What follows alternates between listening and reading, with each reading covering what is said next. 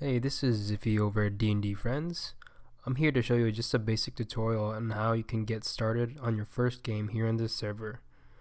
What I'm going to be going over is basic character creation, creating a token, joining a one-shot, and finally properly logging your games. So, let's get started. Next, we're going to go to roll20.net. And if you haven't already, create a Roll20 account here on the website.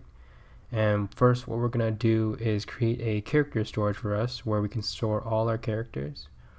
So first, we're going to go ahead and go to create a new game. And from here, we're just going to give it a name. Let's say my character sheet. And right below, you'll see a character sheet drop down. So this is required for you to play. If you just scroll down to D&D 5e by Roll20, and once you're done, just go ahead and click on this blue button right here. And basically this has made a character sheet storage room for us. And what we're going to do now is click on launch game, and I'm going to be showing you next how to create a character.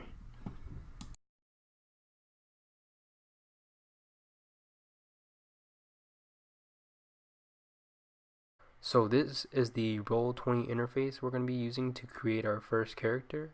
If you are unfamiliar with Roll20, I do recommend checking out a tutorial online.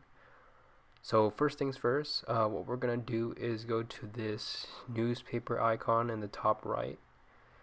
Click on the add button and choose character. It's going to bring up this window with information to fill out. We're going to fill out our character's name right here. After inputting our character's name, we're going to go to this next view below where we'll choose all players. This is an important step for exporting our characters later on. And next we're going to choose our own name in the next field below. And once we're done, we'll click on Save Changes. And it's going to bring up a new window for us. Click on Character Sheet tab. Here we're going to be filling out information for our character. If you're unfamiliar with creating a character, I do recommend checking out the character creation channel on our Discord or the player's handbook on creating a character. You can choose the charactermancer option, however I do feel it's incomplete when creating a character.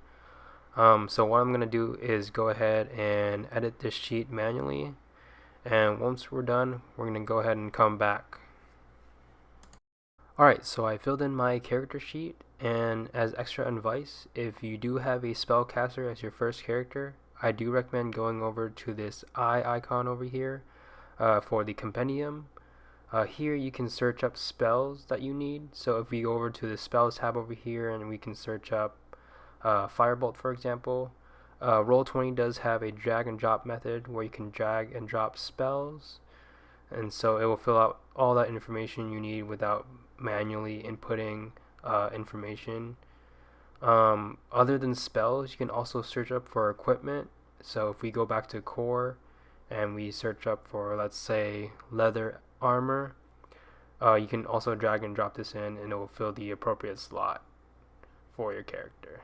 This just makes it super easy so you don't have to manually fill out information on your character sheet. Alright, and to finish up character creation, what we're going to go ahead and do is create a token for our character. A token allows us to interact with our character in other people's games. There are many ways to create a token, but a quick and dirty way to do it is through rolladvantage.com. Here, what we're going to do is choose an image that we have. I'm just going to go ahead and select just a random image I have on my computer. And what it will do is let us position our image inside a circle-like object, and here we can create our token. So once you like the positioning, click on download, and we're going to go ahead and go back to roll20.net. And with the character sheet window still open, we're going to click on the edit button, and we're going to go ahead and upload our token. I do already have a token for this character, so I'm going to go ahead and select that. And there we go. We have a character ready to join our first one-shot. Next, I'm going to be showing you how to apply for one-shot and proper logging. Alright, so I lied. The last thing we have to do is actually set up a default token for our character. So we're going to go ahead and exit out this character window here. And if you aren't already, click on the newspaper icon and you'll see your character there.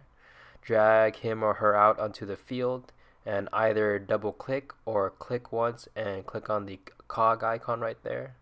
It'll bring up this token menu and you'll see 3 bar drop downs, which are usually helpful to keep track of different statistics.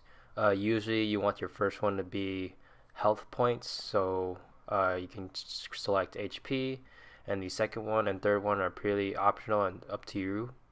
So usually the common ones are AC and passive perception, and in this case it's called passive wisdom on Roll20.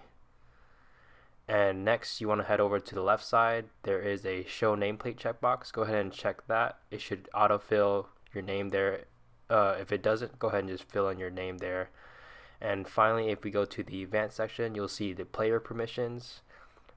Just go ahead and check all those boxes all the way down, and now we should be good to go in joining a one-shot. So now we need to log our character creation inside the player logs channel in Discord. There are templates for logging inside pinned messages, including character creation. So when you can, please use the templates inside pinned messages. I'm going to go ahead and scroll down and find the character creation template right here. I do have mine already copied and pasted, so feel free to copy and paste the template in pinned messages and change it to your character.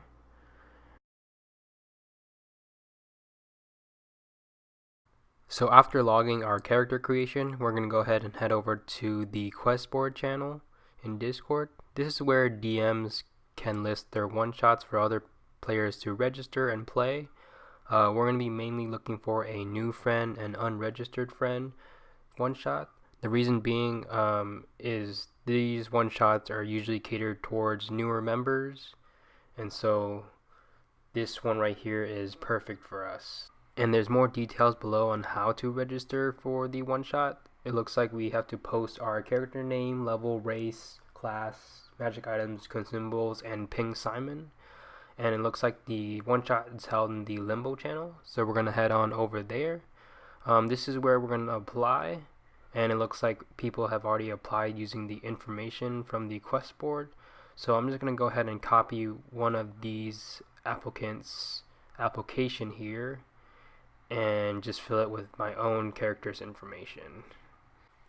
Alright, so I'm going to copy and paste the application and fill it in with my own information. And just for the purpose of this tutorial video, I'm not going to ping Simon. And so next up, we're going to go ahead and prepare for the one-shot. So that involves exporting our character over and making sure we have everything ready to go. So to export our character, we do need to join our DM's game on roll20.net. Since we did sign up early for Simon's game, he doesn't have a Roll20 join link yet. So I'm going to go ahead and show you an example of a game already running in the Arcadia channel. So just right up here you can see the Roll20 link. So we're going to wait for Simon when his comes up. Alright, so we were finally able to get a hold of the link to join Simon's game. The next thing we're going to do is import and export our character into the character vault so we can interact with our character inside his game. We're going to go to Tools and Character Vault. And the next thing we're going to do first is import our existing character. So we're going to go over to the blue button over here. And remember the character storage that we made earlier? We're going to go ahead and choose that game. I think mine was called My Character Sheet or something. There we go. and it will show you the list of available characters that you have. So we're going to go ahead and import this character there. And after that, on the right hand side, we're going to choose Simon's game to export into. So we're going to look for Simon's here. There we go. And that's it. We're going to export to his game. And once the time comes, we'll be able to play. And after that, we'll have to do some proper logging. Alright, so we just finished our game with Simon here, and the last thing we have to do is to log our game. This is how our characters level up on the server, and you can keep your character throughout one-shots to use over and over again and level up. So to start off, there are some templates, like I said earlier, in the pin messages section. So we do want to go there and grab the player log template just right up here. I'm going to go ahead and copy this and paste it with my own information just right down here. Alright, so the first line is going to be your character's name. So I'm going to type in Batista here. The second line of the template is going to be the name of the quest we just played. In this case, it was called Eridan's Arena 2. So the next 3 lines are all values which are time-based, meaning the amount you get is from the amount of time you spent playing in that game. So first off, we have CP, which is basically just experience for your character. Since we did play 3 hours from the game, we gained 3 CP, so we'll note that there.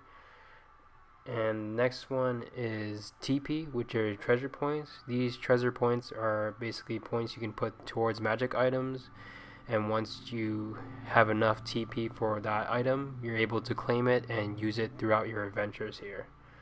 Next is GP, which is basically just gold for items and equipment in the chapter 5 of the player's handbook.